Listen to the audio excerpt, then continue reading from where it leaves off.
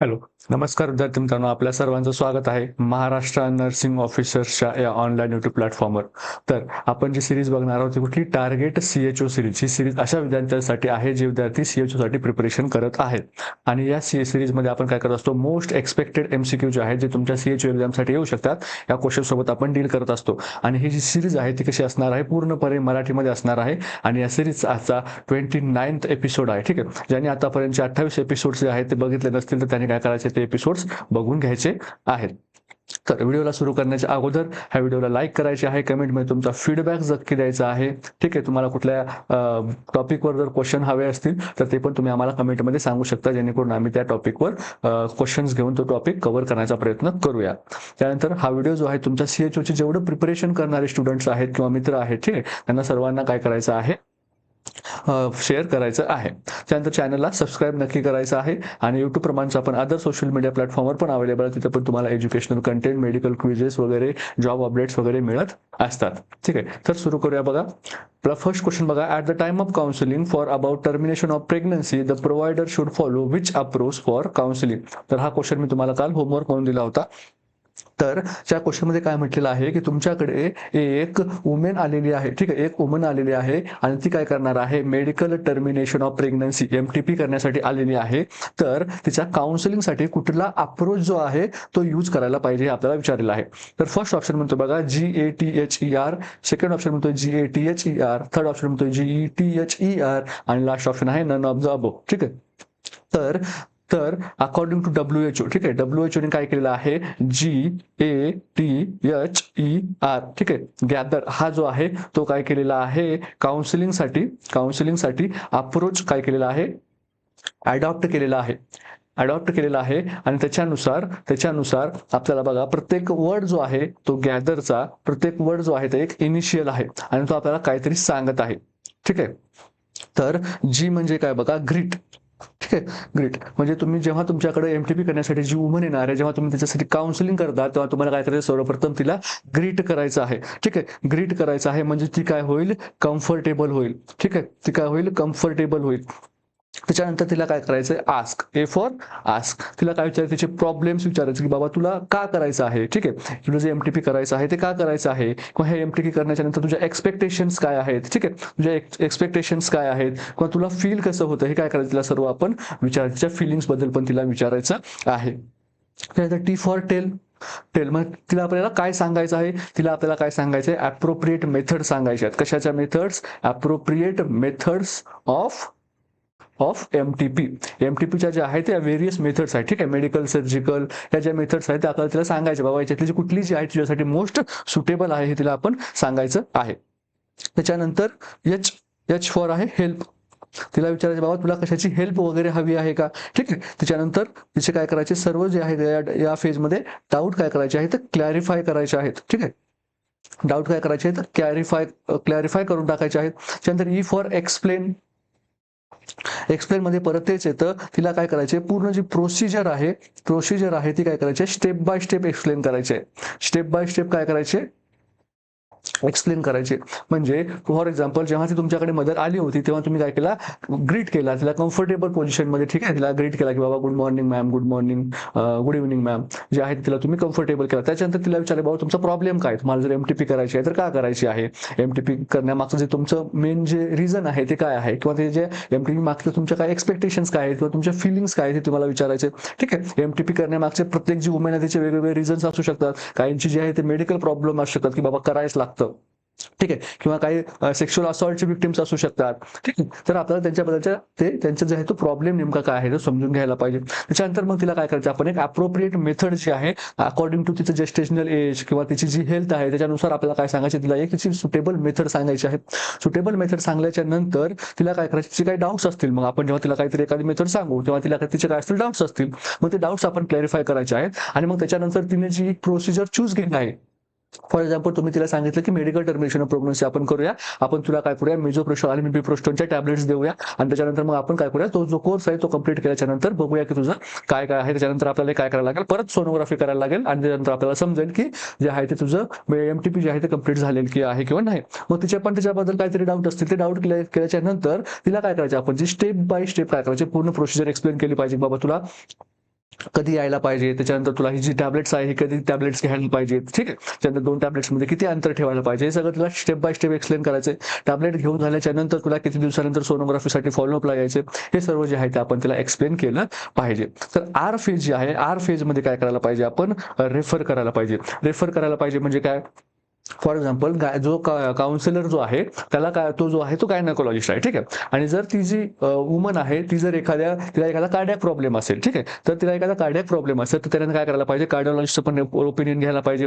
किंवा जो काउन्सिलर जो आहे तो काय आहे, एका प्रायमरी सेंटरमध्ये आहे, तर त्याने काय करायला पाहिजे, तिला सेकंडरी किंवा टर्शरी सेंटरमध्ये जर गरज असेल तर काय केलं पाहिजे, रेफर केलं पाहिजे. तर हे कोण सांगतं, आपलं गॅदर जे आहे तो प्रिन्सिपल सांगतो.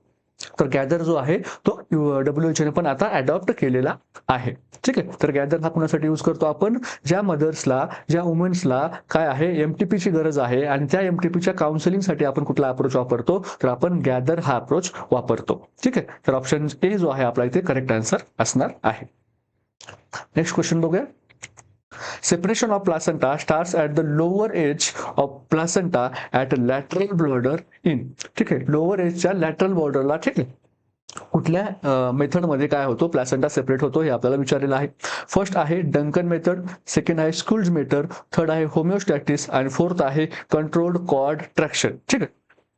तर आपण काय बघतो की थर्ड स्टेज ऑफ लेबर, ठीक आहे, थर्ड स्टेज ऑफ लेबर मध्ये आपण काय बघतो की प्लासेंटा जे आहे तो आउट होतो, ठीक आहे. प्लासेंटा आउट कुठं होतो, थर्ड स्टेज ऑफ लेबर मध्ये होतो.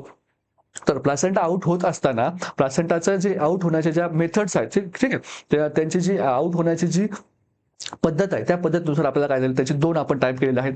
एक म्हणतो आपण स्कुल्ज मेथड, ठीक आहे, स्कुल्ज मेथड, आणि दुसरी कुठली म्हणतो आपण,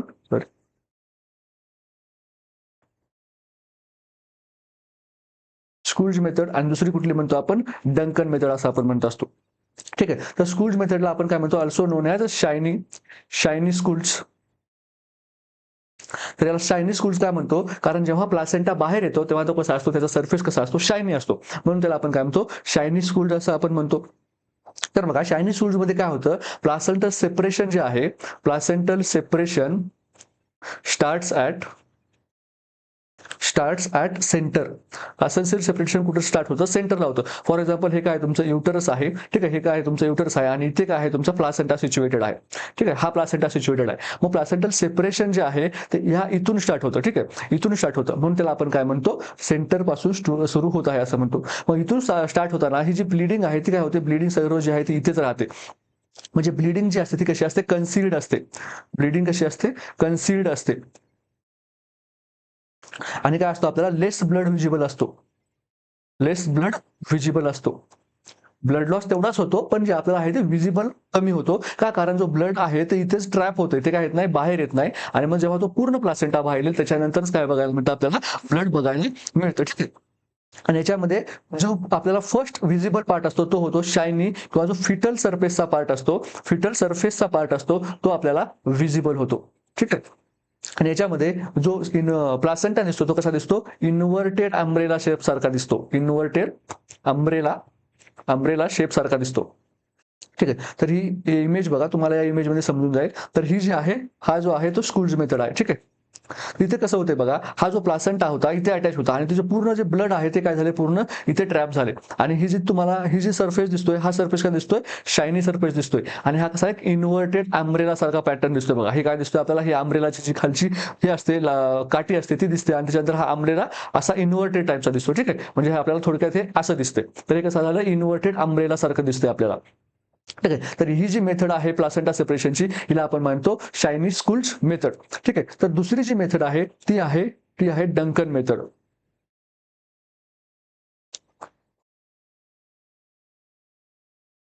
डंकन मेथड हिलाच काय म्हणतात, डर्टी डंकन असं सुद्धा म्हणतात, ठीक आहे, डंकन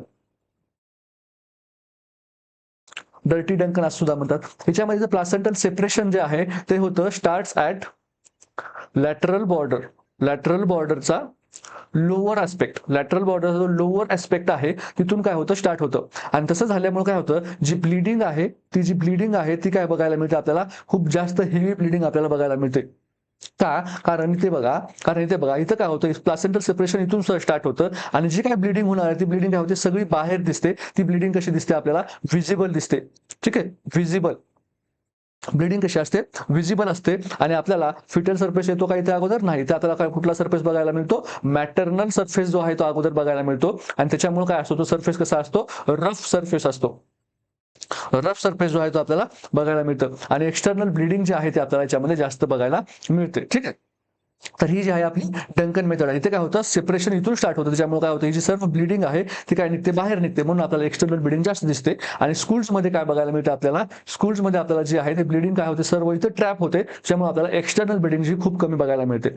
स्कूलमध्ये आपल्याला हा जो सरफेस आहे तो शायनी सरफेस तो आपल्याला सर्वप्रथम बघायला मिळतो, त्यामुळे आपण याला शायनी स्कूल्स म्हणतो. आणि इथे जे आहे हे जो हा जो पार्ट आहे, ठीक आहे, हा जो आतवाला पार्ट जो आहे, हा आतचा पार्ट तो आपल्याला बघायला मिळतो आणि त्याच्यामुळे आपण याला डर्टी स्कूल काय म्हणतो, डंकन असं म्हणतो. का, कारण जो सरफेस असतो कसा असतो, पूर्ण रफ सरफेस आपल्याला बघायला मिळतो. ठीक आहे, तर आपल्याला क्वेश्चन मध्ये काय विचारले बघा, क्वेश्चन मध्ये आपल्याला विचारले की लोअर एजला आणि लॅटरल आस्पेक्टला काय होणार, सेपरेट होणारा प्लासेंटल मेथड कुठली आहे. ठीक आहे, तर डंकन मेथड जी आहे ती कशी होते, लोअर एजला आणि लॅटरल बॉर्डरला. ठीक आहे, लोअर एजच्या लॅटरल बॉर्डरला काय होत असते, सेपरेट होत असते. त्यानंतर स्कूलची मेथड आहे ही कुठे होते, सेंटरला सेपरेट होते. आणि होमोस्टॅसिस म्हणजे काय, हिमोस्टॅसिस म्हणजे काय, बॉडी मधलं जे आहे ते हिमोडायनामिक स्टेबिलिटीला आपण काय म्हणतो, होमोस्टॅसिस असं आपण म्हणतो. त्यानंतर कंट्रोल्ड कॉन्ट्रॅक्शन ही काय आहे, एक मेथड आहे. ही काय आहे, कॉर्ड आउट करण्याची, म्हणजे प्लासेंटा जे आहे, प्लासेंटा आउट करण्याची काय आहे, मॅन्युअली प्लासेंटा काय करतो आपण याच्यामध्ये, मॅन्युअली आउट करतो. मॅन्युअली आउट करण्याची एक मेथड आहे कंट्रोल कॉर्ड ट्रॅक्शन. आपण काय करतो, कॉर्डला एक हाताने असं काय करत असतो, ओढत असतो. ठीक आहे, आणि एका ग्रॅव्हिटी आणि ट्रॅक्शन या दोघांच्या मदतीने आपण काय करत असतो, कॉर्ड जे आहे ते व्यवस्थित आपण काय करत असतो, बाहेर काढत असतो. कशाला, प्लासेंटाला. ह्याला काय म्हणतात, मॅन्युअल रिमूव्हल ऑफ कॉर्ड. ठीक आहे, प्लासेंटा. हे जे आपलं झालं या, आणि या क्वेश्चनचा आन्सर काय असणार आहे, फर्स्ट जे आहे त्याचा आन्सर असणार आहे आपलं करेक्ट आन्सर. का, कारण याच्यामध्ये लॅटरल बॉर्डरने सेपरेशन होत आहे. नेक्स्ट क्वेश्चन बघूया.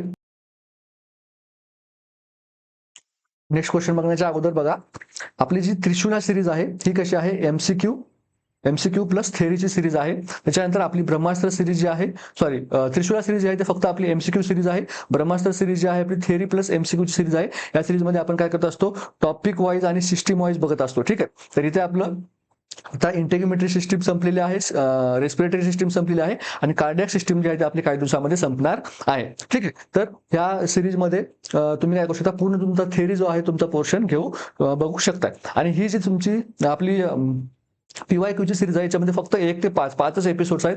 त्यामध्ये 2023चा काय आहे, previous year Maharashtra CHO exam झालेली होती त्याचा पेपर आहे. त्या पेपरचं पूर्ण डिटेलमध्ये एक्सप्लेनेशन नागेश स्वामी सरांनी केलेलं आहे. ठीक आहे, आणि जर तुम्हाला बघायचं असेल की बाबा CHOच्या एक्झाममध्ये पेपरमध्ये क्वेश्चन्स ऍक्च्युअली कसे असतात, तर तुम्हाला ही नक्की जी आहे तुम्ही सिरीज बघायची आहे. जरी यावेळेस जे आहे आणि तुमचं जे एक्झाम आहे IBPS घेणार असेल, ठीक आहे, IBPS घेणार असेल, मागच्या वेळेस कोणी घेतली होती, TCS ने घेतली होती, यावेळेस जरी IBPS घेणार असेल तरी पण एक्झाम पॅटर्न जो आहे तो बऱ्यापैकी त्यांनी काय करतील, क्वेश्चनची लेवल जी आहे, ठीक आहे, क्वेश्चनची लेवल जी असणार आहे ती बऱ्यापैकी सेम असणार आहे.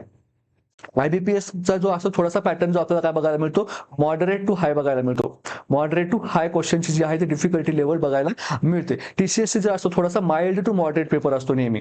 माइल्ड टू कसा असतो, मॉडरेट पेपर असतो. थोडासा IBPS यापेक्षा थोडासा आपल्याला काय बघायला मिळू शकतो, थोडासा मॉडरेट टू डिफिकल्ट लेवलचा पेपर यावेळेस आपल्याला बघायला मिळू शकतो. पण जी कोर कन्सेप्ट आहे, जी बेसिक जे आहे ते थोडंसं ते सेमच ठेवण्याचा प्रयत्न करतील असं आपण एक्सपेक्ट करू शकतो. ठीक आहे, तर हे आपण तुम्ही सिरीज बघू शकताय. ब्रह्मास्त्र सिरीज मध्ये आपण होईल तेवढी थेअरी CHOच्या एक्झामच्या अगोदर कंप्लीट करण्याचा प्रयत्न करू. पण मी तुम्हाला गॅरंटी देतो, जर आपल्या जेवढ्या सिस्टीम ज्या आहेत त्या कंप्लीट होतील CHOच्या एक्झामच्या अगोदरपर्यंत, त्या सिस्टीम मधला तुमचा एक पण क्वेश्चन काय होणार नाहीये.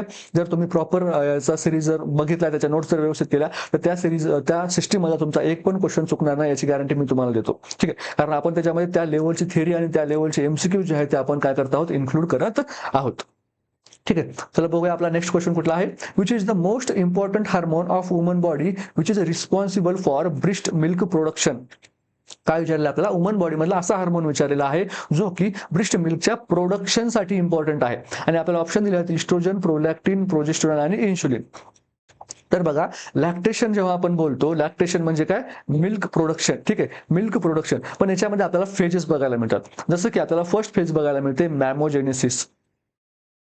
काय बघायला मिळते आपल्याला, मॅमोजेनेसिस. तर मॅमोजेनेसिस म्हणजे काय, मॅमोजेनेसिस मध्ये काय होतं, नावामध्ये आपल्याला समजते बघा, मॅमोजेनेसिस. मॅमो म्हणजे काय, मेमरी ग्लँड. आणि मेमरी ग्लँडचं जे आहे त्याच्यामध्ये काय होत आहे, जेनेसिस म्हणजे काय, डेव्हलपमेंट होत आहे. मेमरी ग्लँडचं काय होत आहे, जेनेसिस किंवा प्रोडक्शन किंवा डेव्हलपमेंट होत आहे. ठीक आहे. मग याच्यामध्ये काय होतं, progressive development of tissue of mammary gland, mammary ग्लँडच्या टिश्यू होतात. त्याच्यानंतर त्याची जी डक्टल सिस्टीम आहे, ठीक आहे, डक्टल सिस्टीम आहे. त्याच्यानंतर त्याची जी अल्व्होलार सिस्टीम आहे, या सर्वांचं जे डेव्हलपमेंटचं जे काम आहे ते कुठल्या फेजमध्ये होत असतं, मॅमोजेनेसिस या फेजमध्ये होत असतं. मग ही जी फेज कधी स्टार्ट होते, ही फेज स्टार्ट होते तुमच्या प्युबर्टीमध्ये. ही फेज तुमच्या प्युबर्टीमध्ये स्टार्ट होते आणि पीक लेवलला कधी जाते, जेव्हा जी फिमेल आहे ती काय करते, प्रेग्नन्सी कन्सीव्ह करते, तेव्हा जी आहे ती ही जी फेज आहे ती काय असते, पीक लेवलला असते. त्यावेळेस त्यांची डक्टल सिस्टीम आणि अलोलार सिस्टीम जी आहे ते एकदम पीक लेवलला काय झाली असते, डेव्हलप झाली असते. तर डक्टल सिस्टीमला डेव्हलप करण्यासाठी इस्ट्रोजन, त्याचबरोबर प्रोजेस्टेरॉन आणि त्याचबरोबर कोण, तर आपलं जे आहे ते ग्रोथ हार्मोन, हे काय करत असतात, हेल्प करत असतात. आणि जे अलोलार सिस्टीम आहे त्यांना कोण हेल्प करतं, तर त्यांना oestrogen, progesterone plus growth hormone आणि एक मेन हार्मोन आहे तो म्हणजे कुठला, तर प्रोलॅक्टिन. काय करतो, अल्व्होलार जी सिस्टीम आहे त्यांना हेल्प करतो. बघा, डक्टल सिस्टीम म्हणजे काय, तुम्ही जेव्हा काय बघणार, ब्रिजचं जेव्हा तुम्ही क्रॉस सेक्शन बघणार, तर तेव्हा तुम्हाला काय आढळणार की अशा डक्स आहेत. ठीक आहे, अशा डक्स आहेत ज्या की कुठे जातात, अशा निपल्सकडे जात असतात. आणि ह्या डक्सच्या मागे भरपूर अशा अलोलाज आहेत, ज्याच्यामध्ये काय असतं, जे आहे ते मिल्क स्टोअर केलेलं असतं. ठीक आहे, तर हे अलोलार सिस्टीमचं जे आहे ते कोण ग्रोथ करतं, तर त्याला prolactin, oestrogen plus progesterone plus growth hormone एवढे जे आहेत ते रिस्पॉन्सिबल असतात त्यांच्या ग्रोथ अँड डेव्हलपमेंटसाठी. ठीक आहे, हे मॅमोजेनेसिस मध्ये आपण काय बघतोय, स्ट्रक्चरल ग्रोथ अँड डेव्हलपमेंट बघतोय. ठीक आहे, फक्त काय होतंय, जे मेमरी ग्लँड्स आहेत त्यांच्या ज्या साईज मध्ये वाढ होते, त्यांच्या टिश्यूज आहेत त्या टिश्यू काय होतात, डेव्हलप होण्यासाठी मदत होत असते. ही जी फेज आहे त्याला आपण कुठली फेज म्हणतो, मॅमोजेनेसिस आपण म्हणतो. त्यानंतर सेकंड जी फेज आहे ती बघतो, ती म्हणजे आपण लॅक्टोजेनेसिस. लॅक्टोजेनेसिस मध्ये काय होतं, ऍक्च्युअल मिल्क प्रोडक्शन जे आहे तुमचं इथं स्टार्ट होतं. ठीक आहे, ऍक्च्युअल मिल्क प्रोडक्शन काय होतं, या फेज मध्ये स्टार्ट होतं. आणि या फेज मध्ये कुठले हार्मोन्स जे आहेत ते मदत करतात, या फेज मध्ये हार्मोन्स मदत करतात ते म्हणजे प्रोलॅक्टिन, त्यानंतर इन्शुलिन, त्यानंतर ग्लुकोकॉर्टिकॉइड्स, नंतर इस्ट्रोजन. ठीक आहे, त्यानंतर प्रोजेस्टेरॉन. हे सर्व जे हार्मोन्स आहेत ते काय करतात, लॅक्टोजेनेसिससाठी मदत करतात. पण याच्यातला जो मेन हार्मोन असतो, जो मोस्ट इम्पॉर्टंट आहे, तो कुठला आहे, मेन हार्मोन कुठला आहे, तर तो आहे प्रोलॅक्टिन. तर तुम्ही म्हणणार सर, तर अगोदर पण तर प्रोलॅक्टिन आणि इस्ट्रोजन, प्रोजेस्टेरॉन हे सर्वजण होते तिथे, पण आताच लॅक्टोजेनेसिस का होत आहे. ठीक आहे, मॅमोजेनेसिस होताना पण इस्ट्रोजन, प्रोजेस्टेरॉन, प्रोलॅक्टिन होते, आता पण इस्ट्रोजन, प्रोजेस्टेरॉन आणि प्रोलॅक्टिन आहेत. पण विषय काय होता की जेव्हा मॅमोजेनेसिस फेज होती, म्हणजे मदर जेव्हा डिलिव्हर होण्याच्या अगोदरच्या कंडिशन मध्ये होती, तेव्हा इस्ट्रोजन आणि प्रोजेस्टेरॉन काय होते, एकदम पीक लेवलला होते. का, कारण हे काय करत होते, प्रेग्नन्सी मेंटेन करण्यासाठी काय होते, हे पीक लेवलला होते. आणि जेव्हा इस्ट्रोजन आणि प्रोजेस्टेरॉन असतात ते काय करतात, प्रोलॅक्टिनला काय करतात, सप्रेस करण्याचं काम करतात. ठीक आहे, आणि जेव्हा डिलिव्हरी होते, चाइल्ड जेव्हा डिलिव्हर होतो, तेव्हा काय होतो, इस्ट्रोजन आणि प्रोजेस्टेरॉन हे हार्मोन काय करतात, बॉडीमधून विड्रॉ केले जातात. ठीक आहे, त्यांचं जे काम आहे ते तिथे आता संपलेलं आहे, म्हणून ते काय होतात, हॉर्मोन्स कमी होतात. आणि मग अशा वेळेस प्रोलॅक्टिनला काय मिळते, संधी मिळते. आणि प्रोलॅक्टिन त्याचं जे काम आहे, त्याचं जे ऍक्च्युअल काम आहे मिल्क प्रोडक्शन, ते जोमाने स्टार्ट करायला लागतं. ठीक आहे, आणि मग म्हणून काय होतं, जे मिल्क प्रोडक्शन आहे ते काय होतं, स्टार्ट होतं. ठीक आहे, मिल्क फक्त प्रोडक्शन म्हणतो मी, मिल्क प्रोडक्शन आणि मिल्क सिक्रिशन या दोन वेगळ्या गोष्टी आहेत. ठीक आहे, मिल्क प्रोडक्शन काय होतं, स्टार्ट होतं, आणि मिल्क कुठं होतं, स्टोअर होतं, कुठे, मेमरी ग्लँड्स मध्ये. ठीक आहे, तर प्रोलॅक्टिन जो आहे तो कोण आहे, इम्पॉर्टंट हार्मोन आहे, जो की लॅक्टोजेनेटिक एक इम्पॉर्टंट हार्मोन आहे. ठीक आहे, त्याच्यानंतर जी फेज येते ती येते गॅलॅक्टो कायनेसिस. ही कुठली आपली थर्ड स्टेज आहे. ठीक आहे, या थर्ड स्टेज मध्ये काय होतं, oxytocin is one of the galactokinetic hormone. का? कारण ऑक्सिटोसिन काय करतो, कॉन्ट्रॅक्शनचं काम करतो युट्रसमध्ये, हे आपल्याला पण माहिती आहे. पण इथे पण तो काय करतो, गॅलेक्टोकायनेटिक. कायनेटिक म्हणजे काय? कायनेटिक आपल्याला माहिती आहे, कायनेटिक एनर्जी आणि पोटेन्शियल एनर्जी, आपण फिजिक्समध्ये 10वी 11वी 12वी असताना माहिती आहे आपल्याला. तर कायनेटिक म्हणजे काय? जेव्हा एखादी गोष्ट काय करते, चालत असते, ती स्थिर नसते, तेव्हा त्याला आपण काय म्हणतो, कायनेटिक असं आपण म्हणतो. आणि जेव्हा एखादी वस्तू जी असते स्थिर असते, त्याला आपण काय म्हणतो, पोटेन्शियल एनर्जी आहे असं आपण त्याला म्हणतो. त्याच्यामध्ये कायनेटिक होते म्हणजे एखादी गोष्ट काय होते, कुणीकडे तरी जाते, म्हणजेच काय होते, कायनेसिस होत आहे. ठीक आहे, यालाच आपण काय म्हणतो, मिल्कचं सिक्रिशन म्हणतो. मिल्कचं सिक्रिशन करतं. म्हणजे प्रोलॅक्टिन काय करतं, तुमचं प्रोलॅक्टिन काय करतं, मिल्क प्रोडक्शन करतं. आणि ऑक्सिटोसिन काय करतो, मिल्कचं सिक्रिशन करतो. मग हे मिल्कचं सिक्रेशन उगाचच करतो का? हा ह्याच्या मनाने करतो का? हा याच्या मनाने करत नाही. जेव्हा बेबी काय होतो, बेबीचं जे माउथ आहे, ठीक आहे, बेबीचा जो माउथ आहे, जेव्हा तो काय होतो, निप्पलला टच होतो, मदरच्या निप्पलला टच होतो, ठीक आहे, तेव्हा काय होतं, मदरमधून एक काय होतो, मिल्क लेट डाऊन रिफ्लेक्स, ठीक आहे,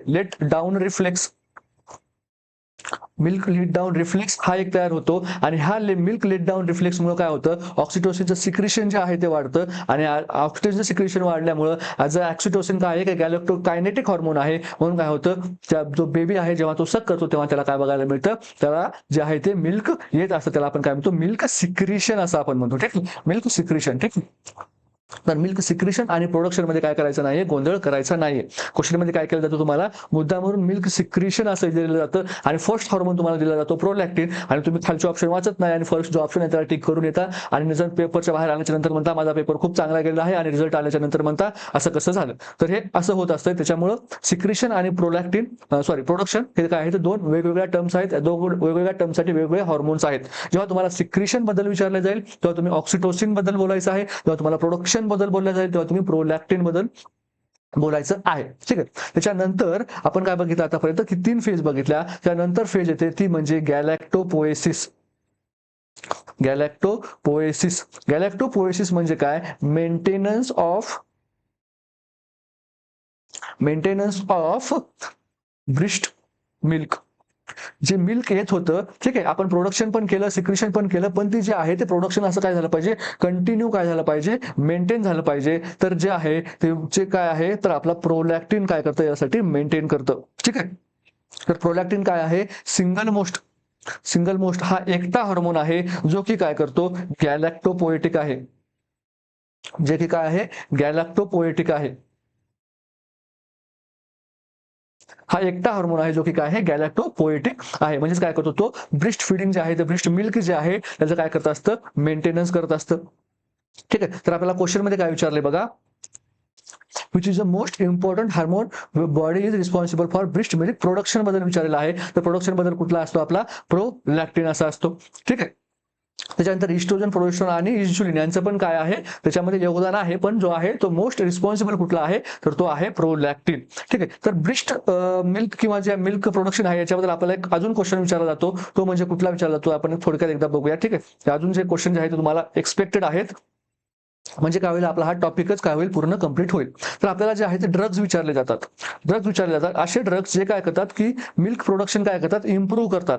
मिल्क प्रोडक्शनला काय करणार, इम्प्रूव्ह करणार, असे जे आहे ते ड्रग्ज विचारले जातात आपल्याला. ते कुठले आहेत, तर ते बघायचं आपल्याला. मेटोक्लोप्रोमॅमाइड हा एक ड्रग आहे. त्याच्यानंतर सल्फराइड, आणि त्याच्यानंतर आहे डोमपेरिडोन. हे काय असतात, 3 ड्रग्ज जे आहेत आपल्याला बघायला मिळतात, जे काय करतात, मिल्कचं प्रोडक्शन वाढवतात. आणि जर आपल्याला काय करायचं असेल, मिल्कचं प्रोडक्शन जे आहे ते जर ब्रिस्ट मिल्कचं प्रोडक्शन जे आहे ते आपल्याला सप्रेस करायचं असेल, मग सप्रेस कधी करायचं असू शकतं, फॉर एक्झाम्पल एखादी मदर आहे, तिचा बेबी काय झालेला आहे, जन्माच्या नंतर डेथ झालेला आहे. ठीक आहे, मग अशा वेळेस त्याचं जे मिल्क जे आहे ते येऊन काय फायदा आहे का, नाही का, कारण ते जर मिल्क येणार तिथे, आणि जर ते मिल्क आउट नाही झालं तर ब्रिस्ट एंगॉर्जमेंट होण्याचे चान्स असतात, तिला पेनफुल जे आहे ते ब्रिस्ट होतात. त्याच्यामुळे जर आपल्याला सप्रेस करायचं असेल त्यावेळेस आपण कुठले ड्रग वापरले पाहिजे. ठीक आहे, तर त्यावेळेस आपण वापरलं पाहिजे तो म्हणजे ब्रोमोक्रिप्टिन. हा जो ड्रग आहे तो काय करतो, मिल्क प्रोडक्शनला काय करतो, सप्रेस करतो. पण काय काय मदरला काय असतो, एक आजार असतो, त्याला आपण काय म्हणतो, हायपर गॅलॅक्टेसेमिया. हायपर गॅलॅक्टेसेमिया हायपर गॅलेक्टेशन याच्यामध्ये काय होतं, मिल्क प्रोडक्शन काय होतं, खूप जास्त होतं. तर या कंडिशनमध्ये पण काय करू शकतो आपण, ब्रोमोक्रिप्टिनचा वापर करू शकतो. ठीक आहे. तर अजून कुठली जी मेथड आहे का, जी अदर दॅन मेडिकल जे आहे, अदर दॅन फार्माकोलॉजिकल मेथड आहे, ती आपण सप्रेस करू शकतो. ती आहे ती म्हणजे काय करू शकतो आपण, जे मिल्क जे आहे, जे मदरला येत आहे, त्याला आपण जर खूप दिवसानंतर जर आपण ते पंप आउट केलं नाही, ठीक आहे, किंवा जर कॉन्ट्रॅक्ट करून जर काढलं नाही, तर काय होऊ शकतं, ते आपोआप काय होतं, मदरचं ब्रेस्ट मिल्किंग घेणं ते सप्रेस होतं. का, कारण तिथे काय होतं, एक पॉझिटिव्ह मेकॅनिझम जातो की प्रोलॅक्टिनची आता गरज नाहीये. ठीक आहे. जोपर्यंत निपल स्टिम्युलेशन होणार नाही, तोपर्यंत मिल्क लेट डाऊन रिफ्लेक्स येणार नाही, हे आपल्याला माहिती आहे. आणि मग जोपर्यंत मिल्क लेट डाऊन रिफ्लेक्स येत नाही, तोपर्यंत ऑक्सिटोसिन आणि प्रोलॅक्टिनचं काय होत नाही, सिंथेसिस होत नाही. मग एक पॉईंट असा येतो की काय होतं, बॉडीला असं वाटतं की बाबा जी मदर आहे तिला काही गरज नाहीये, प्रोलॅक्टिनची गरज नाहीये. आणि मग काय होतं, हळूहळू तुमचं प्रोलॅक्टिनचं काय होतं, प्रोडक्शन काय होतं, कमी कमी होत जातं, जेणेकरून काय होतं, तुमचं जे मिल्क प्रोडक्शन जे आहे ते काय होतं, सप्रेस होतं. तर ही काय नॉन फार्माकोलॉजिकल मेथडमध्ये आपण त्याला काउंट करू शकतो. तर फार्माकोलॉजिकल विचारलं आपल्याला, तर ते कुठलं येतं, ब्रोमोक्रिप्टिन येतं. आणि जरा काय विचारलं आपल्याला, इम्प्रूव्ह करण्यासाठी कुठले ड्रग देणार असं विचारलं, तर मेटक्लोप्रोमामाइड, सल्फराइड आणि डोमपेरिडोन हे 3 ड्रग जे आहेत ते आपण मिल्क प्रोडक्शन जे आहे ते इम्प्रूव्ह करण्यासाठी देऊ शकतो. ठीक आहे. नेक्स्ट क्वेश्चन बघूया. The direct mode of transmission of disease is, आपल्याला काय विचारलेलं आहे, डिसीजचं ट्रान्समिशनचे मोड विचारलेले आहेत. आणि त्याच्यामध्ये कुठे विचारलेलं आपल्याला, डायरेक्ट मोड खालीलपैकी कुठला आहे हे विचारलेलं आहे. फर्स्ट ऑप्शन आहे बघा व्हेइकल बॉर्न, सेकंड आहे फूड बॉर्न, थर्ड आहे वेक्टर बॉर्न आणि फोर्थ आहे आपला ट्रान्सप्लासेंटल. फर्स्ट बघूया आपण, व्हेइकल बॉर्न म्हणजे काय. व्हेइकल बॉर्न म्हणजे काय, एक एजंट आहे. फॉर एक्झाम्पल हा काय आहे, तुमचा डिसीज कॉज करणारा एजंट आहे. आणि या एजंटला काय करायचं आहे, इव्हेंच्युअली कुठे जायचं आहे, होस्ट मध्ये जायचं आहे. होस्ट म्हणजे काय, फॉर एक्झाम्पल आता काय, हा एक एजंट आहे, कुठल्याही डिसीज कॉझिंगचा ऑर्गॅनिझम असेल. आणि होस्ट म्हणजे काय, ह्युमन बॉडी. आता आपण काय करतोय, ह्युमन बॉडी स्टडी करतोय, म्हणून काय करू शकतो आपण, म्हणू शकतो की होस्ट काय, ह्युमन आहे. ठीक आहे. होस्ट काय कोणी पण असू शकतो. ठीक आहे. काऊ असू शकते, बफुलो असू शकते, कुठलं एखादा काय असू शकतं, झाड पण असू शकतं. पण आपल्यासाठी आता आपण इथे ह्युमन बॉडीचा अभ्यास करतोय, म्हणून आपण काय समजूया की होस्ट म्हणजे काय, तुमची ह्युमन बॉडी आहे. आता या एजंटला जर ह्युमन बॉडीमध्ये जायचं असेल, तर तर त्याच्यासाठी रूट्स ऑफ ट्रान्समिशन असतात. मग त्याच्यामध्ये डायरेक्ट आणि इनडायरेक्ट अशी दोन्ही पण बघायला मिळतात आपल्याला.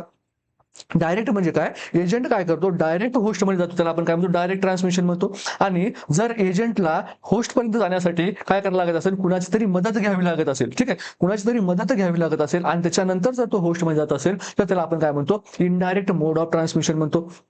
ठीक आहे. मग इनडायरेक्ट मोड मध्ये जे आहे, तो व्हेइकल बॉर्न जो आहे, तो फर्स्ट जो आहे आपल्याला ऑप्शन दिला आहे, तो काय येतो, इनडायरेक्ट मध्ये येतो. तर व्हेइकल बॉर्न मध्ये काय होतं, व्हेइकल बॉर्न जो मोड ऑफ ट्रान्समिशन आहे, याच्यामध्ये काय लागतं, जो एजंट जो आहे त्याला होस्ट पर्यंत जाण्यासाठी, त्याला काय लागतं, एक व्हेइकल लागते. मग ती व्हेइकल कोण असू शकते, ती व्हेइकल असू शकते फूड, ती व्हेइकल असू शकते वॉटर. ठीक आहे. ठीक आहे, ती काय असू शकते, व्हेइकल फूड आणि वॉटर असू शकते. त्यापेक्षा अजून पण जे आहे त्या व्हेइकल्स आहेत, ज्या काय करू शकते, एजंट यूज करू शकतात. ठीक आहे. म्हणजे हा एजंट आहे, हा काय केला, फॉर एक्झाम्पल तुमच्या फूडमध्ये गेला आणि ते फूड जर तुम्ही खाल्लं, त्याच्यानंतर जर तुम्हाला आजार झाला, तर ते कसं झालं, इनडायरेक्ट ट्रान्समिशन झालं. का, कारण याच्यामध्ये एजंट डायरेक्ट होस्टमध्ये आला का, नाही, एजंट काय केला, अगोदर फूडवर बसला, त्याच्यानंतर होस्टकडे आला. काही काही एजंट काय करतात, पाण्यामध्ये मिक्स होतात आणि ते पाणी जर आपण दूषित पाणी आपण पाहिलो, तर आपल्याला आजार होतो. ठीक आहे. म्हणजेच काय, त्या एजंटला होस्ट पर्यंत येण्यासाठी एक व्हेइकल लागते, एक गाडी लागते. आणि ती गाडी कोण असू शकतं, ती गाडी असू शकतं तुमचं अन्न, तुमचं पाणी, ही काय असू शकतं, तुमची गाडी असू शकते. ठीक आहे. त्याच्यानंतर अजून कुठल्या कुठल्या ज्या गाड्या आहेत आपल्याला बघायला मिळतात, ते बघायला मिळतात आपल्याला मिल्क. ठीक आहे. दुधापासून पण काय होतात, त्यानंतर ब्लड. ठीक आहे. म्हणजे काय होऊ शकतं, एखाद्या एजंट आहे, तो काय होतो, ब्लड मध्ये मिक्स होतो आणि त्याच्यानंतर तो होस्ट मध्ये जाऊ शकतो. ठीक आहे. हे काय झालं, त्यांच्या व्हेइकल झाला, ह्याला काय झालं, आपल्या व्हेइकल बॉर्न डिसीज झाला. त्यानंतर सेकंड ऑप्शन काय म्हणतो बघा, फूड बॉर्न. फूड बॉर्न हाच काय एक व्हेइकल बॉर्नचा काय एक टाईप आहे. ठीक आहे, सब टाईप आहे. त्यानंतर वेक्टर बॉर्न. आता बघा, व्हेइकल बॉर्न आणि वेक्टर बॉर्न या दोघांमध्ये फरक काय बघा. याच्यामध्ये काय झालं, हे सगळे काय होते, नॉन लिव्हिंग थिंग्स होत्या. ठीक आहे. ह्या सगळ्यांमध्ये काय होतं, हे सगळं नॉन लिव्हिंग थिंग्स होत्या. पण वेक्टर मध्ये काय असतो, तो जो थिंग असते, तो जी एजंटला घेऊन जाणारा इथं गाडी होती, ती काय असते, इथे लिव्हिंग थिंग असते. लिव्हिंग थिंग असते. मग वेक्टर बॉर्न डिसीजेस पण काय पडतात, दोन हे पडतात, टाइप्स पडतात. एक आहे तो जो वेक्टर कसा असतो, मेकॅनिकल वेक्टर असतो, मेकॅनिकल असतो. आणि दुसरा म्हणजे काय, बायोलॉजिकल वेक्टर. Biological vector.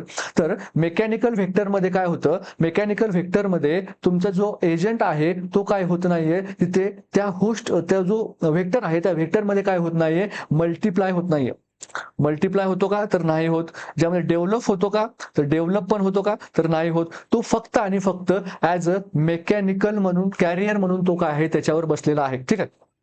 हा जो एजंट आहे ह्या वेक्टरवर होस्टकडे जाण्यासाठी फक्त एक गाडी म्हणून बसलेला आहे. ठीक आहे, एक गाडी म्हणून बसलेला आहे. इथे तो काय करत नाही, त्याला म्हणजे त्याचं कुठल्याही प्रकारचं डेव्हलपमेंट होत नाही, मल्टिप्लिकेशन होत नाही, काहीच होत नाही. फक्त या होस्टला काय करण्यासाठी, डिसीज कॉज करण्यासाठी हा जो एजंट आहे तो काय केला, या वेक्टर नावाच्या गाडीत बसलेला आहे. पण इथे काय होत नाही, तो डेव्हलप होत नाही, मल्टिप्लाय होत नाही. म्हणजे तो कसा आहे, मेकॅनिकल व्हेक्टर आहे. ठीक आहे. आणि हा वेक्टर काय करतो, ह्या एजंटला होस्टपर्यंत पोहोचवण्याचं काम कोण करतं, पोहोचवण्यासाठी काय करतं, मदत करतं. याला आपण काय म्हणतो, मेकॅनिकल जो आहे ते आपण वेक्टर म्हणतो. त्या उलट बायोलॉजिकल मध्ये काय होतं बघा, बायोलॉजिकल मध्ये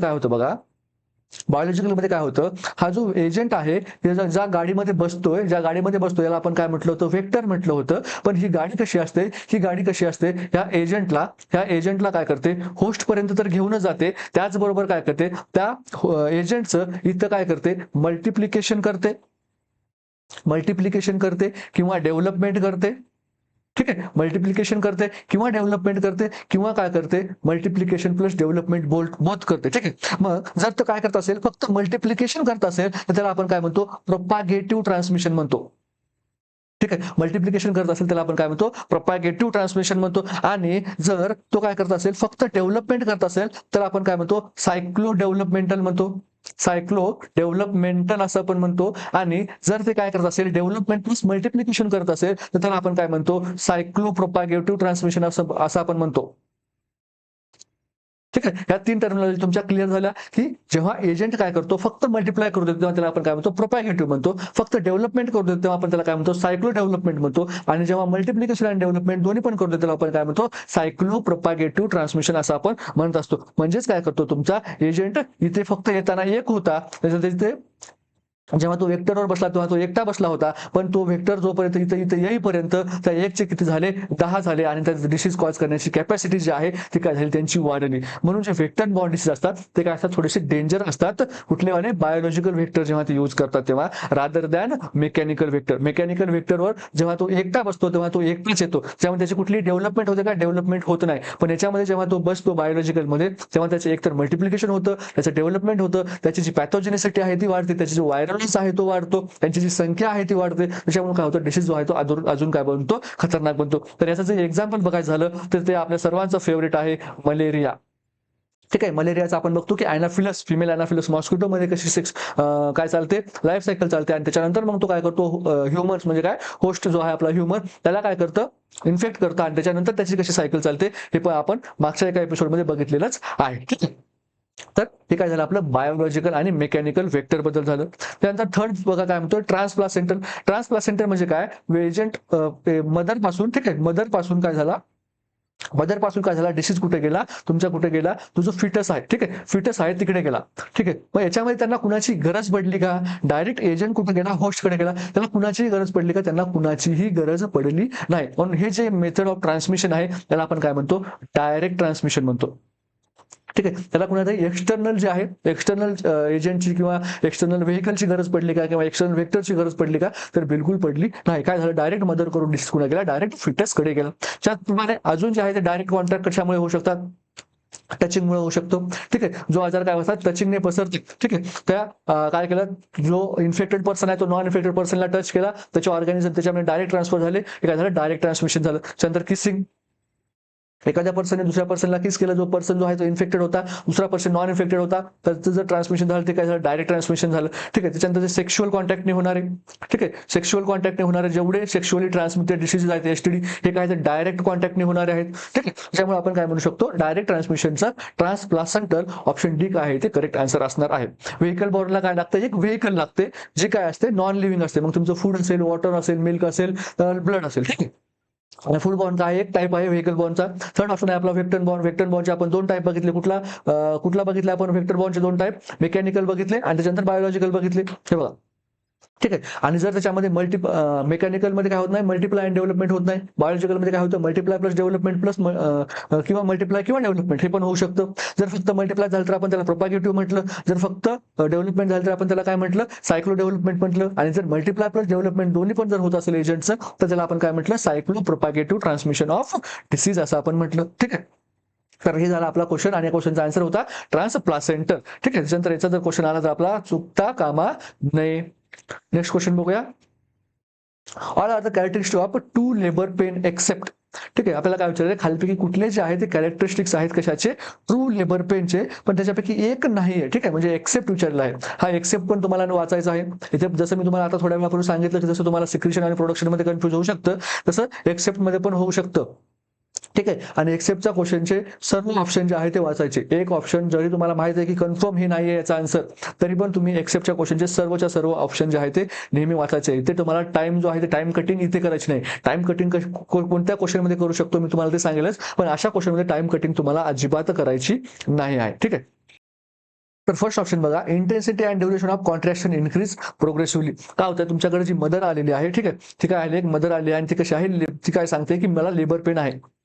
त्यानंतर तुम्ही ॲज अ तिथं काय आहात, सीएचओ आहात, ॲज तिथे नर्स आहात, तुम्ही काय करणार तिथं एक्झामाइन करणार आणि तुम्ही ठरवणार आहात की जी लेबर पेन आहे हे की ट्रू लेबर पेन आहे किंवा फॉल्स लेबर पेन आहे. ठीक आहे, ट्रू लेबर पेन आहे याचा अर्थ काय आहे, ती मदर काय होणार, थोड्या वेळामध्ये डिलिव्हर होणार आहे. फॉल्स लेबर पेन आहे म्हणजे काय झालंय, फक्त काय झालंय, तिला लोकलाइज पेन आहे आणि ती काय झालेलं आहे, she is not ready for delivery. हे आपण काय करणार, इथे कन्क्लुजन करणार आहे. मग हे काय एक खूप महत्त्वाचं डिसिजन मेकिंग आपण करणार आहे. त्याच्यामुळे आपल्याला माहित पाहिजे की ट्रू लेबर पेनचे सायन्स कुठले आहेत आणि फॉल्स लेबर पेनचे सायन्स कुठले आहेत. ठीक आहे, तर मदर काय म्हणत आहे की मला जे आहे ते कॉन्ट्रॅक्शन आणि इंटेन्सिटी काय होत आहे, थोड्या थोड्या म्हणजे वेळानंतर काय होत आहे, वाढत आहे. म्हणजे प्रोग्रेसिव्ह माझी इंटेन्सिटी ऑफ कॉन्ट्रॅक्शन आणि ड्युरेशन ऑफ कॉन्ट्रॅक्शन काय होत आहे, वाढत आहे.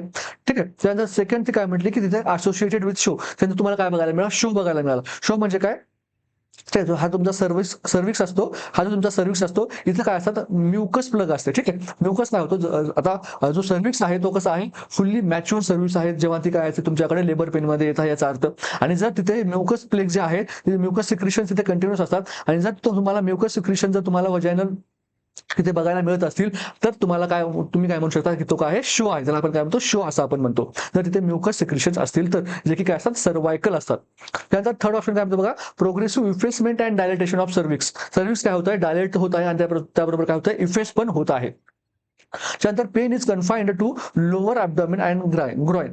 पेन कुठं आहे, कुठल्या एरिया पुरता मर्यादित आहे, लोअर ॲब्डॉमिन आणि ग्रॉइन पुरता काय आहे, पेन मर्यादित आहे. त्याच्यापैकी आपल्याला काय विचारलं, कुठलं जे आहे ते ट्रू लेबर पेनचं साईन आहे. तर त्यासाठी आपण काय करायचं पाहिजे, सर्व ट्रू लेबर पेनचे जे सायन्स आहेत ते बघायला पाहिजे. ट्रू लेबरचे सायन्स बघायला पाहिजे. तर फर्स्ट आहे ते म्हणजे काय, तुमचे जे कॉन्ट्रॅक्शन्स आहेत त्यांची जी इंटेन्सिटी आहे, ठीक आहे, त्या कॉन्ट्रॅक्शनची जी इंटेन्सिटी आहे आणि ड्युरेशन जो आहे तो काय होतो, प्रोग्रेसिव्हली वाढतो. तो काय होतो, प्रोग्रेसिव्हली वाढतो.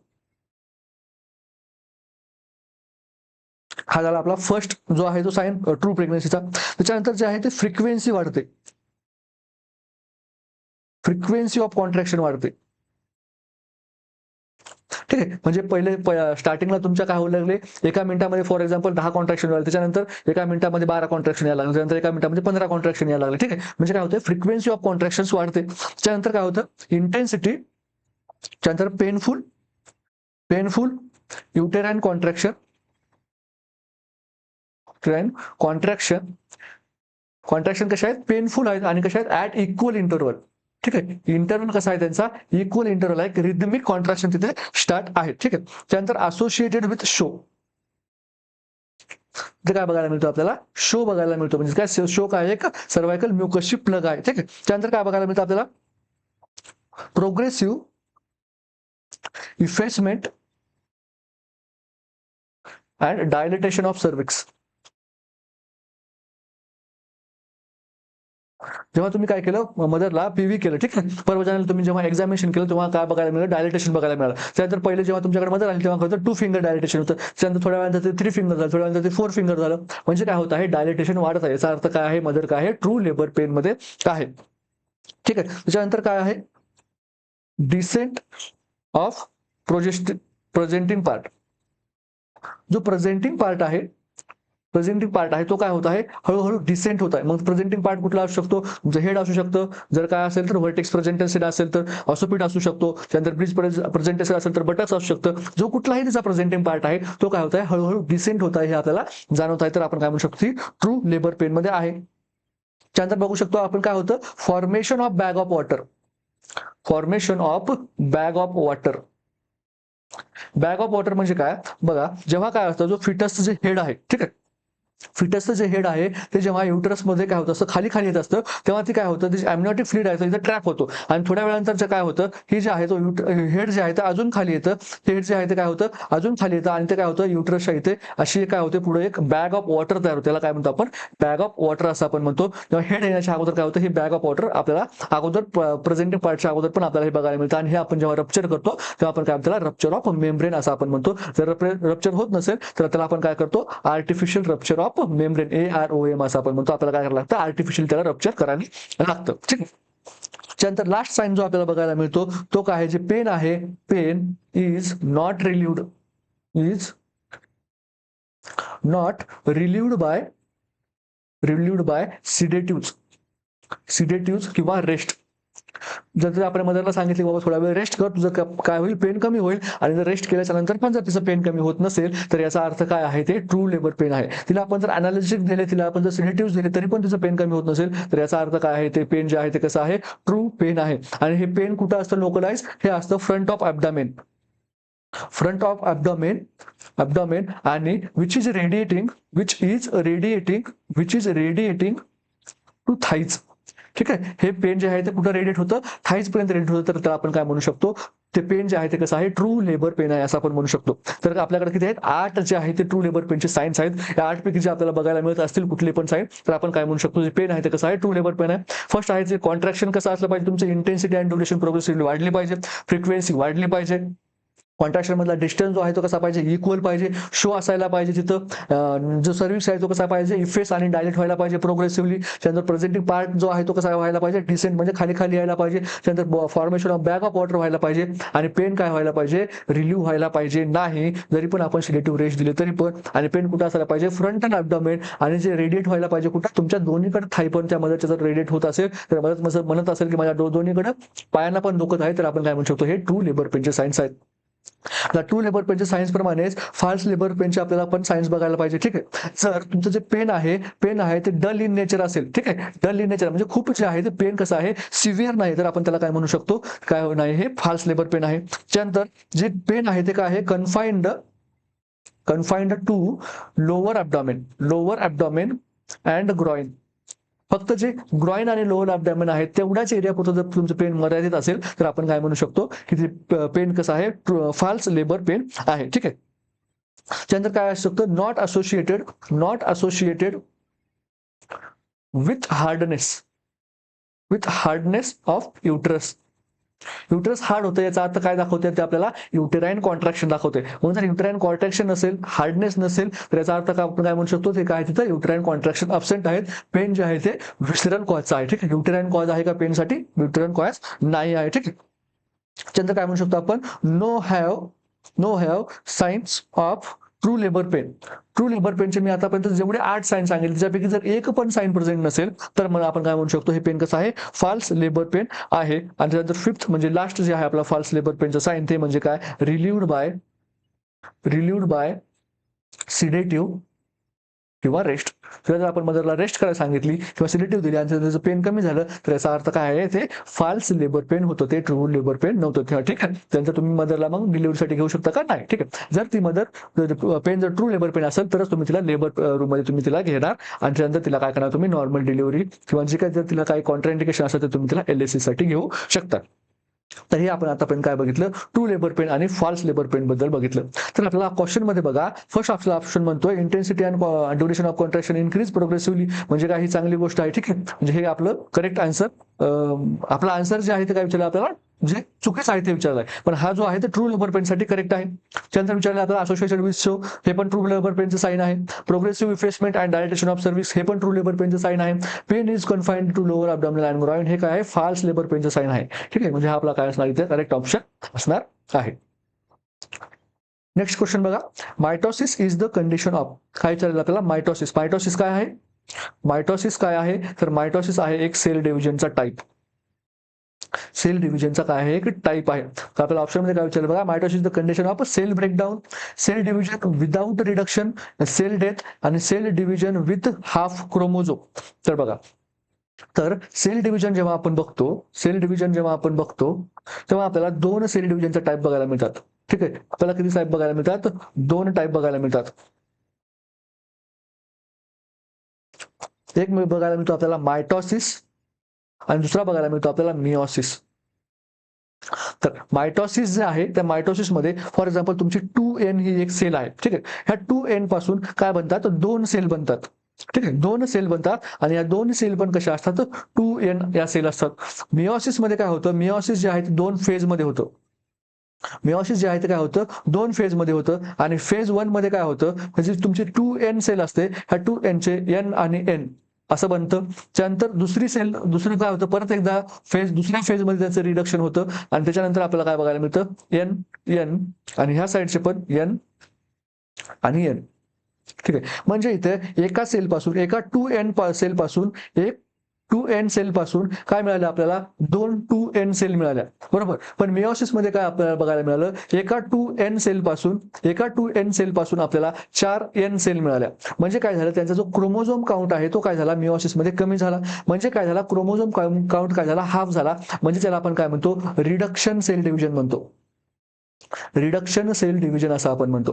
का? कारण याच्यामध्ये क्रोमोझोमचा काउंट काय होत आहे? रिडक्शन होत आहे. पण जी सेलची जी ग्रोथ होण्याची कॅपॅसिटी आहे ती काय आहे? भरपूर जास्त आहे. कारण आपल्याला एका सेल पासून 4, नंतर 4 पासून 16, 16 पासून 256 या स्पीडने आपल्याला काय मिळणार? आपल्याला सेल्स मिळणार. आणि मायटॉसिस मध्ये काय होतं? 2n पासून 2n फक्त सेल मिळतात. म्हणजे सेलचे जे नंबर ऑफ क्रोमोझोम्स आहेत ते तेवढेच राहतात. म्हणजे जर डिप्लॉइड सेल असेल तर तुम्हाला त्या मायटोसिस झाल्यानंतर जी डॉटर सेल मिळेल ती पण कशी असेल? डिप्लॉइड असेल.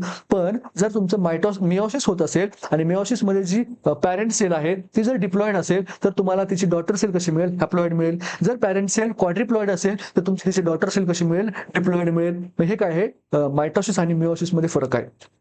ठीक आहे, तर मायटोसिस जो आहे तो कुठं होतो? मायटॉसिस जो आहे तो कुठं होतो? तुमच्या बॉडीमधल्या जेवढ्या सोमॅटिक सेल्स आहेत, ठीक आहे, सोमॅटिक सेल्स जेवढ्या बॉडीमध्ये आहेत त्या सर्व बॉडीमध्ये काय होतं? तुम्हाला मायटॉसिस बघायला मिळतं. आणि मिओसिस कुठं बघायला मिळतं? तुम्हाला बॉडीमधले जे सेक्स ऑर्गन्स आहेत, ठीक आहे, सेक्स ऑर्गन्स आहेत तिथे बघायला मिळतं. जसं की तुमचं टेस्टिस आणि ओव्हरी, इथे काय बघायला मिळतं? आपल्याला मिओसिस बघायला मिळतं. मायटॉसिस जे आहे ते सेलची ग्रोथ किंवा रिपेअर किंवा रिप्लेसमेंट करण्यासाठी यूज होतं आपल्या बॉडीमध्ये. म्हणजे एखादी सेल जर काय करायची असेल? ग्रोथ करायची असेल, एखाद्या बाजूचं काय झालं असेल? सेलचं डिस्ट्रक्शन झालं असेल तर रिपेअर करायचं आहे किंवा सेल रिप्लेसमेंट करायची आहे, तर त्यावेळेस काय होतं? आपल्या बॉडीमध्ये मायटॉसिसने सेलची संख्या वाढत असते. पण जर मिओसिस झालं तर तिथं काय होतं? गॅमेट फॉर्मेशन होतं.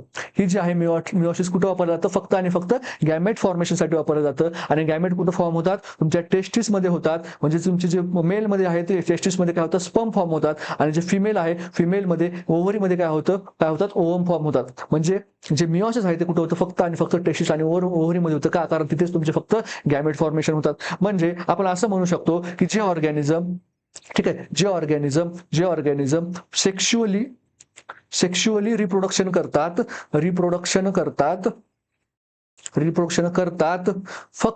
फक्त त्यांच्यामध्येच मिओसिस होते. ठीक आहे, म्हणजे आपण इथे काय करू शकतो? एक नोट काय करू शकतो? आपण इथे लिहून घेऊ शकतो. ते म्हणजे काय? जे ऑर्गॅनिझम फक्त आणि फक्त सेक्शुअली रिप्रोडक्शन करतात त्यांच्यामध्येच मिओसिस होतं. पण मायटॉसिस जे आहे इथं पण आपण एक नोट करून घेऊ शकतो. मायटॉसिस जे आहे ते सर्व ऑर्गॅनिझम मध्ये होतं.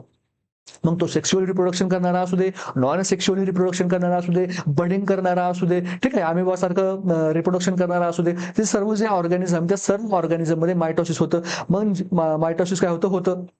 मग ती सेल कशी असायला पाहिजे? सेक्शुअल असू दे, एसेक्शुअल रिप्रोडक्शन करणारे असू दे, किंवा ती जी आहे सेल प्रोकॅरियोटिक असू दे किंवा युकॅरियोटिक असू दे, त्याच्यामध्ये मायटॉसिस हे कंपल्सरी होत असतं. ठीक आहे, तर हा आहे आपला मायटॉसिस आणि मिओसिस मधला फरक. तर आपण काय बघितलं की मायटॉसिस आणि मिओसिस हे काय? 2 सेल डिव्हिजनचे टाईप आहेत. मायटॉसिस मध्ये जे डिव्हिजन होतं, पॅरेंट सेलमध्ये जेवढे नंबर ऑफ क्रोमोझोम असतात तेवढेच क्रोमोझोम डॉटर सेलमध्ये असतात. मिओसिस मध्ये जेवढे नंबर ऑफ क्रोमोझोम्स पॅरेंट सेलमध्ये असतात त्याच्या हाफ क्रोमोझोम काय होतात? डॉटर सेलमध्ये येतात. म्हणजे जर डिप्लॉइड सेल असेल तर तिचे गॅमेट्स काय तयार होतात? हॅप्लॉइड सेल गॅमेट्स तयार होतात. ह्युमन केसमध्ये काय डिप्लॉइड ऑर्गॅनिझम आहे, त्याचे गॅमेट्स कसे असतात? हॅप्लॉइड असतात. ठीक आहे, म्हणजे टू सेट्स ऑफ क्रोमोझोम्स असतात. कुठे?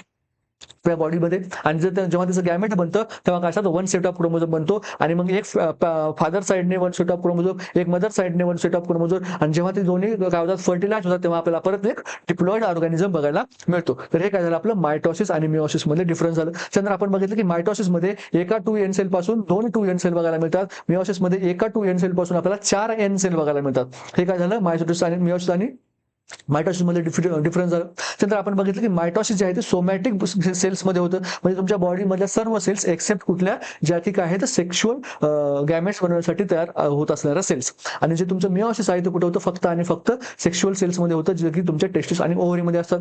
त्यानंतर बघितलं आपण मायटोसिस मधलं मायटोसिस जे होतं ते सेल ग्रोथ, रिपेअर आणि रिप्लेसमेंट साठी होतं. आणि मिओसिस फक्त आणि फक्त जे आहे ते गॅमेट फॉर्मेशन साठी होतं. त्यानंतर आपण बघितलं की मायटोसिस जे आहे ते सर्व ऑर्गॅनिझम मध्ये होतं. आणि मिओसिस काय होतं, जे ऑर्गॅनिझम फक्त आणि फक्त सेक्शुअल रिप्रोडक्शन करतात त्यांच्यामध्येच मिओसिस होत असतं. ठीक आहे. तर आपला क्वेश्चन कडे बघा, मायटोसिस काय आहे, कंडिशन आहे, कशाची आहे. फर्स्ट ऑप्शन आहे सेल ब्रेकडाऊन. सेल ब्रेकडाऊन होतं का याच्यामध्ये, नाही, सेल काय होतं, वाढतात. त्यामुळे हा ऑप्शन चुकीचा आहे. Cell division without reduction mitosis मध्ये होतं का, तर हो होतं. रिडक्शन होतं का मायटोसिस मध्ये, नाही. का, कारण 2n पासून काय मिळतात आपल्याला, 2 डॉटर सेल्स मिळतात, त्या पण कशा असतात, 2nच असतात. सेल डेथ होते का, सेल डेथची प्रोसेस आहे का, नाही. सेल डेथच्या प्रोसेसला आपण काय म्हणतो, अपोप्टोसिस म्हणतो.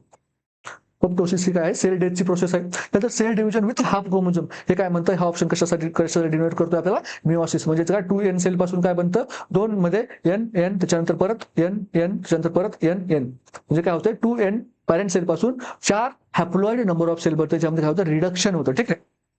हाफ क्रोमोझोम रिडक्शन होतं. आणि मायटोसिस मध्ये रिडक्शन होतं का, तर होत नाही. म्हणून बी ऑप्शन काय असेल, आपला करेक्ट आन्सर असणार आहे.